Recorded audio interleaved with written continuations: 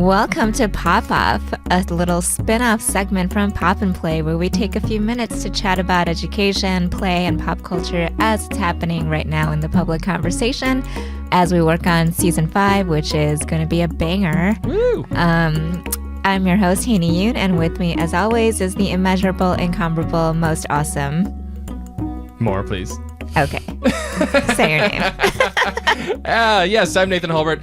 We're excited to have with us a special guest for this pop-off. Today we have with us the inaugural president of the Research Society for the Prevention of Firearms-Related Harms. This is friend of the pod, Columbophile, neighbor down the hall, Sonali Rajan. Sonali, welcome to Pop-Off. Thank you. You forgot my most important title, which is biggest fan of all of your children. Pop or not. I'm pop or not. So Sonali just got back from the third conference for this research society, of which you are the inaugural and then also outgoing president. Mm-hmm. And, you know, also we have had once again, I feel like we sadly have to talk about this every few weeks, it seems like, another school shooting. And there's a lot to pop off about that, I think. But also, I'm aware that there's so much happening in the research field that I think might give us some hope, or at least some sense that there are things that we can actively do to make a difference on this insane issue that we're all dealing with. So I wonder if you could say a bit about where the research is at, where the action is currently at to help us solve this problem.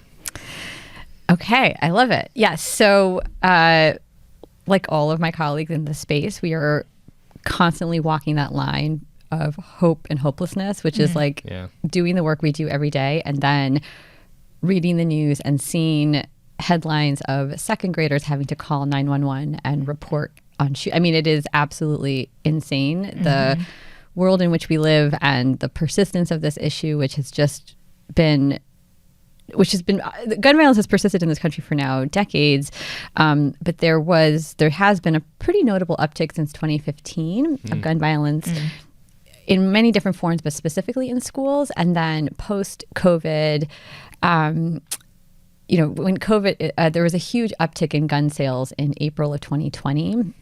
And so that contributed to this just proliferation of violence around the country in lots of different forms. And then since then, we have seen gun violence persist in really tragic ways. In particular, it's now the single leading cause of death among children and teens in the United States. And so that's insane. It is completely insane for so many reasons. Also, that it's insane for so many reasons. And so this part is just heartbreaking. And it's heartbreaking as a human being and as a parent, and as a parent who has to drop my kid off at school every day. I mean, I just think that that reality in which we live, which is a very uniquely American phenomenon, it's awful. And so that is our reality, and that is the world in which we live. And I think if I think about that too much every day, I would lie in bed and not do anything else, because it is really... It's just, if you were to really wrap your head around that all the time, it's dark. It's so tragic. I mean, okay, can I interrupt you for go a ahead, second? do it. I'm just wondering, how are young people even getting access to these guns, right? Because we think about all the, I do research in childhood, right? And we always think about surveillance and borders and boundaries and how we make up all these rules to keep kids safe and to make sure that kids don't do things that I think sometimes are perfectly harmless, right? And so if those things also kind of prohibit kids from doing or getting certain things or having some agency, how are they even getting guns in the first place? I mean, so the vast majority of firearms that get used in any type of violence perpetration like this have been legally purchased and are legally owned by adults. Mm-hmm. The vast majority of school shooting perpetrators do obtain their firearms from either the home of their parent or caregiver or the home of another loved one. So something that and there's lots of great solutions, and so we're gonna pivot in a minute here to some ways in which we can feel better and hopeful about this. But one very, very practical sort of set of strategies that we know works, research is showing it works, it's being implemented in lots of different spaces and ways, is to really normalize and promote the safe storage of firearms, meaning responsible gun owners, who, by the way, have been engaged in this research along with many colleagues and collaborators, agree, right, that you should store your guns locked and unloaded, and that by doing so, you reduce you're literally reducing harms, and you're reducing the likelihood of a child either accidentally or intentionally obtaining a loaded firearm and then using it, either, again, accidentally or intentionally. And so something very it's so practical. It doesn't infringe on the rights of law-abiding gun owners. It's very much what we would consider just very basic gun safety, and has a lot of buy-in from most families, from most individuals who are firearm owners. So that's the like by and large like that piece of it. And then there's lots of other contributing factors.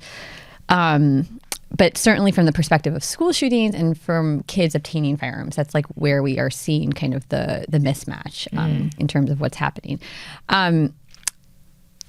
Sorry, go ahead. Yeah, so you look like you were going to say no. So tell us how and why you started this conference as society, because I do feel like that's the pivot, right? I'm sure that there is this problem that happened, and this is why you're kind of at this space where you're like, okay, I got to do something that leads us to hope.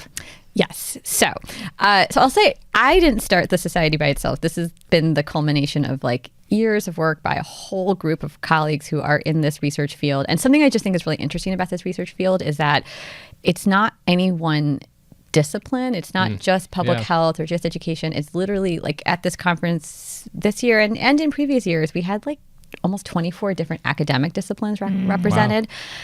Law scholars and criminologists and social workers and literally everything in between. And what I love and appreciate about that, and even about the genesis of this society originally, was people coming together, scholars coming together, saying, we care about this problem. This is an all hands on deck issue. Our work, our research is better if we put our heads together. And that is completely true. And I that ethos has been really important to me in the past 2 years in sort of leading this and thinking through how, in my 2-year tenure, how to set this up, moving forward. So a couple years ago, the society started. I had been part of, in the year before, this kind of the executive planning committee that had, again, been comprised of many, many scholars from lots of different institutions across the country. And I ended up being sort of voted into this role. And it's been honestly one of the most rewarding and also most challenging and I think for me most meaningful things I've ever done in my career, just in the terms of being able to understand the challenges of what it means to do research in this field, what it means to bring people together who have very disparate views on this issue, who don't necessarily agree politically, or who and also to just recognize that gun violence isn't a monolith. So I think we tend to think like group all gun violence into like one bucket. But the analogy I often sort of share is like, we don't think about all types of cancer in the same way. Like there's certainly overlap in how we might screen or do things, but there's lots of nuance. So I do feel like that really just sort of creating space for talking about solutions in a very thoughtful way that's evidence-informed, that's nonpartisan, that's very inclusive, like that. Wow. All of those were components of this. And so Nathan, in sort of suggesting that we have this conversation, right, knowing me very well, was like, Sonali's going to come back from this conference and she is going to feel inspired and amped, and I want to tap into that mode. I mean, that's exactly right. I mean, knowing you is always this kind of amazing confusion of how you can do what you do and also be one of the most positive optimistic people I've ever seen. I ever know. Yeah. So I wonder, maybe as kind of a way to tee you up here is, like, I think I spend most of my time just being furious about this and then getting disgusted and depressed and angry about it. And it doesn't make me feel better, but it feels justified. You are somebody who thankfully yes, gets angry, yes, gets very sad, but you translate that into action. And I think, your society that you all have gathered together does as well. And I'm wondering if you could kind of, for our listeners or people who really care about children, who care about education, who care about, society, what are some things that you can tell us about what's happening in this space, the research that's being done, or actions that we can all take to kind of further your work and the work of the field? Okay, so I will say that something that I think is just a very 2-second history of our research field is that I think some people know this. I don't know that this is widely common knowledge per se, but for over 25 years, so starting in about 1996, there was, and this was through something called the Dickey Amendment, there was an essential ban, I'll use that term loosely, on federal funding for the scientific study of gun violence as a scientific issue. And so to say that there was no federal funding for research in this field for so long literally meant that there was, and this is a term that my colleagues have used in their writing, but we refer to it as the lost generation of research. And to say and know during that time, and that's the time period in which we were all growing up. So I think about Columbine and Virginia Tech and all of these these very public mass shootings that certainly punctuated that period, coupled with all of the other types of firearm violence that were certainly continuing to persist. And imagine not being able to fund students or postdocs or have a research lab or do any kind of work. Imagine if we did that for cancer prevention or literally any issue that matters. Yeah. It's sort of wild to me that because for very politicized reasons that infrastructure just wasn't there. But what's been kind of amazing is that about 4 years ago, and there's sort of a long history behind this, but basically 4 years ago, Congress decided to start appropriating funds for research in this field. And that was that has been just absolutely amazing because, and to be clear, it's not very much funding. It's a very small amount of funding compared to the scope of the problem. But what I'm just sort of personally very proud of, and I think most of my colleagues would agree with this, is that the field has done a lot with very little. And so basically Congress has been, over the last 4 years, financing this very rapidly growing field. And I always use this, but I just think this is important. I would say 6-7 years ago, every career gun violence scientist could fit around a conference room table.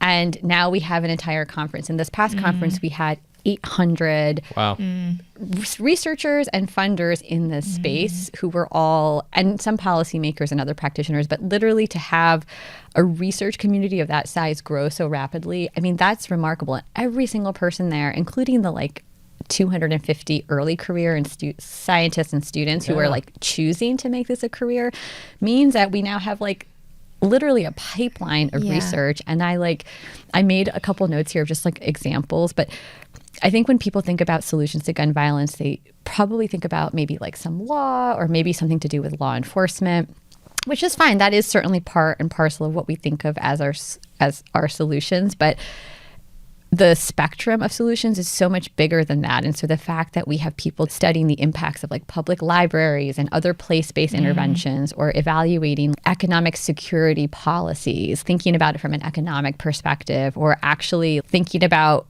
firearm storage in the context of older aging adults who might have dementia and you don't want them to have access to firearms. Literally thinking about the spectrum of solutions across the life course, across geography, in very nonpartisan ways. And then what are all of those levers? What are all those levers? Both. Okay. What are all those levers that we are pulling to fix this? And I think we do see this a lot after very public mass shootings, that there's there will be calls for one particular policy or practice, but there isn't actually one solution. So a lot of what I spend my time sort of trying to articulate is that the solutions here, any set of solutions, are going to rely on a multitude of evidence-informed practices. But we have, again, in the last 4 years, there has been true life-saving insights that have been generated and published and are being shared and taken up by policymakers at the local, state, and actually most recently at the federal level. And while we don't know what will happen in the next few years at the federal level, certainly my hope is that at the more local, at the more granular levels, we will see attention given to the solutions that have been implemented more recently, and that where we're seeing effect and progress happening. And so every shooting does feel like, oh, we're not making progress. But when we actually look thoughtfully, and there are better practices being put forth. I mean, there's so much more work to do, but I do feel like the thing that gives me hope is that knowing how many people are literally working on this issue come to work every day to do this. That's remarkable. So then I feel like on the days that I don't feel like doing this work, I'm like, well, everyone else is showing up. So I need to show up too. And so I think it's a little cheesy, but I think that's true. I mean, what I hear you say too is that the researchers at the conference are definitely taking us like a proactive approach to gun violence rather than a reactive approach. And I think that has so many implications to larger issues that all of us are kind of studying, right? That sometimes we are so prone to take a reactive approach to things, but maybe like to zoom out a little larger and think about what the larger solutions or proactive steps might be. Yeah. That's super important. And I say this a lot about other issues whenever I'm giving talks about how, we think about challenges in sort of our society and people not getting along and misinformation and all these kinds of things. And it's easy for us to sort of say that's somebody else's issue. And I think gun violence is another one of those things where it's like, that's Sonali's deal. Sonali's got this. But it's people who care about education. It's an education issue as well. Totally. And so much of that proactive approach is thinking about how do we build better societies? How do we build communities that care about one another, that protect one another? Like, how can we think collectively about kind of proactive steps? So I really love that. I think that's a great way to put it. And simultaneously think about the well-being of children. Turns out we should care about kids. Yes, we should. For kids' sake, am I right? For kids' sake. So we can't leave without talking about Sonali's podcast, Research for Solutions. Oh, yeah. Which is already had a season and is upcoming season 2, right? Yes. But in the meantime, you should check out season 1. Check out Research for Solutions. Yes, you can find it at the in the TC feed, I'm sure. And, or wherever you get podcasts. Wherever you get it's on pods. Spotify. Excellent. Nice. And it's not, an opportunity for you to make any other plugs, in addition to the society, the Research Society for the Prevention of Firearm-Related Harms. Are there any other? There's so many organizations doing good evidence-informed advocacy. So I would say and some of these are organizations, they're not, again, anti-gun, they're anti-gun violence. And I just think that that's really important. So I will say, I'll plug 2 things. One is and I'm biased because I'm on their board, but there's a group called Teachers Unify, and it was co-founded by my friend and colleague, Abby Clements, who is just the most remarkable person and an educator herself and survived the 2012 Sandy Hook shooting. And I've known her for a few years, and she is just phenomenal. And they do really amazing work that specifically certainly centers school communities, but also the specific needs of teachers and educators. And I just think that's so important. Yeah. So I'm going to plug Abby and that organization and their work. Teachers United? Teachers Unify. Teachers Unify. And they are on all the socials. So you can find them there. So that's we'll also add them to our show notes so people can find them. They're amazing. We'll also add some op-eds that Sonali wrote that you might want to check out during these times. They're all versions on a theme of think of the children. Think of the kids. Yes. Well, Sonali, thank you very much for being here with us. We really appreciate it. And we are so super thankful that you're out there doing this work. You make me feel good about an issue that I feel very bad about. So thank you. Thank you. Thanks, guys. Bye. Bye.